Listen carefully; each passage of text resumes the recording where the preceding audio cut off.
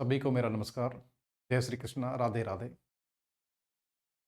साथियों, जैसा कि न्यूज़पेपर्स में, सोशल मीडिया में, समाचार पत्रों में एक खबरें आ रही है कि यूजीसी ने कुछ नियम बदले हैं, कुछ नियमावली में संशोधन किया है, जिससे देश में कई जगह पर विरोध भी हो रहा है।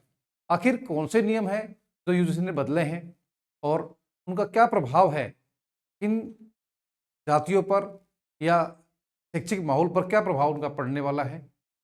देखते हैं। पूरी न्यूज़ देखने के लिए वीडियो के अंत तक बने रहे। उच्च शिक्षा संस्थानों में जाति आधारित भेदभाव रोधी यूजीसी की नई नियमावली।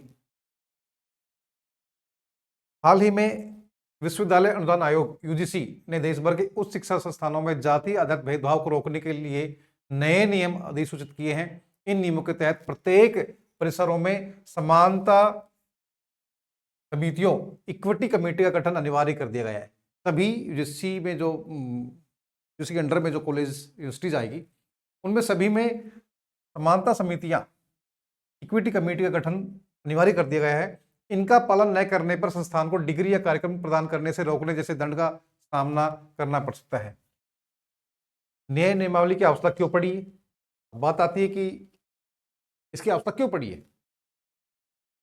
विश्वविद्यालय अनुदान आयोग उच्च शिक्षा संस्थानों में समानता को बढ़ावा देना विनियम 2026 को 13 जनवरी 2026 को अधिसूचित किया गया है। यूनिवर्सिटीज में सभी जातियों को समान अवसर मिले, सभी जातियां अच्छे से शिक्षा प्राप्त करें और उनका इनरोलमेंट अच्छा हो, इसके तहत 13 जनवरी 2026 को ये अधिसूचित किया गया है। साथ ही ये विनियम 2012 से लागू भेदभाव रोधी नियमों का अद्यतन रूप है। उसी में कुछ बदलाव किए गए हैं। जो 2012 के जो नियम थे, पिछले वर्ष फरवरी में यूजीसी ने इन नियमों का मसौदा संस्करण सार्वजनिक सुझाव के लिए जारी किया था। लास्ट ईयर, पिछले साल फरवरी में मसौदा तैयार करके लोगों की राय मांगी थी, स्टूडेंट्स की राय मांगी थी, और इसमें अन्य पिछड़ा वर्ग को जाति आधारित भेदभाव के दायरे से बाहर रखा गया था और भेदभाव की परिभाषा अस्पष्ट थी। उसमें क्या था कि ये माना गया था कि एससी एसटी के साथ भेदभाव होता है, ओबीसी के साथ में भेदभाव नहीं होता है, और उसमें कुछ अस्पष्टता थी। मसौदा नियमों में यह भी प्रस्ताव था कि भेदभाव की झूठी शिकायतों को हतोत्साहित किया जाए और इसके लिए जुर्माने का प्रावधान रखा गया था। एक बात और जोड़ी गई थी उसमें कि अगर कोई शिकायत करता है यूजीसी में कि सब उसके साथ भेदभाव हो रहा है, सब उनके साथ में अत्याचार हो रहा है, जाति आधारित भेदभाव हो रहा है, तो उसको रोकने के लिए, हतोत्साहित करने के लिए जुर्माने का प्रावधान भी रखा गया था। और ऐसी छूटी शिकायतों अगर होती है तो उनको रोका जाए। अंतिम अधिसूचित नियमों में यूजीसी ने ओबीसी को जाति आधारित भेदभाव के दायरे में शामिल किया है और झूठी शिकायतों से संबंधित प्रावधान हटा दिया है। साथ ही भेदभाव की परिभाषा को थोड़ा विस्तारित किया गया है ताकि इसमें वर्ष 12 के विनियम में निहित कुछ भाषा शामिल हो सके। अब क्या किया इन्होंने? अब इन्होंने ओबीसी को भी जाति आधारित भेदभाव की कैटेगरी में रखा है। इसमें एससी, एसटी, ओबीसी और ईडब्ल्यूएस को शायद इसमें शामिल किया गया है। आगे देखते हैं।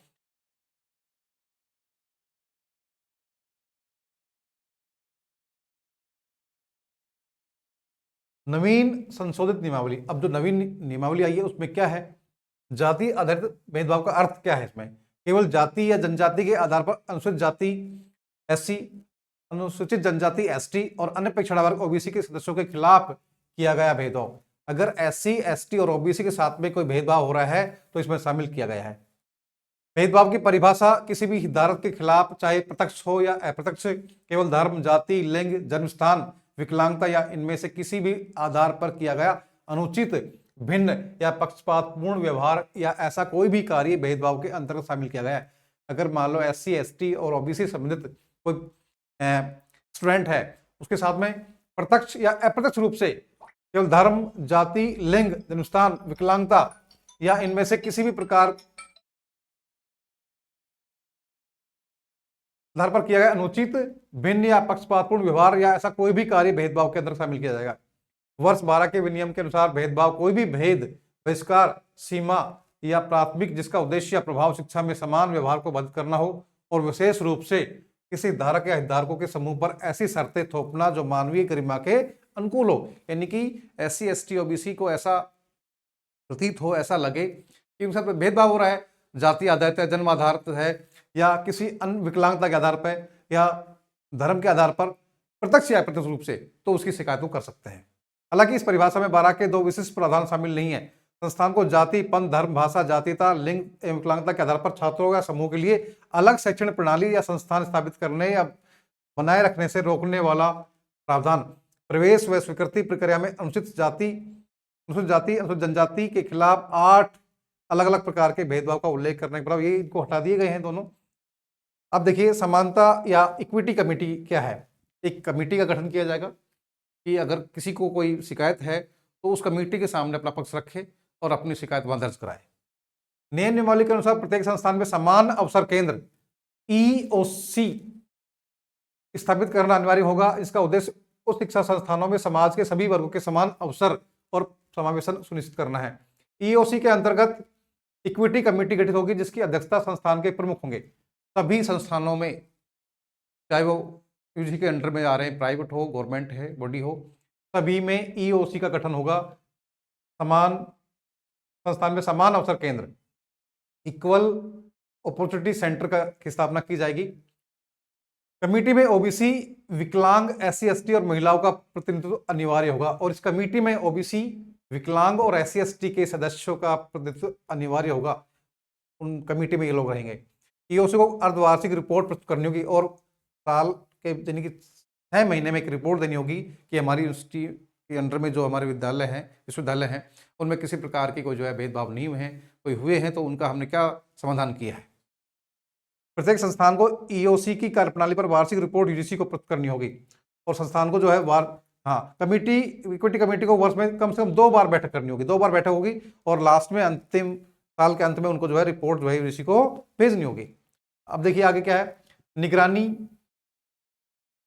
समिति पैनल।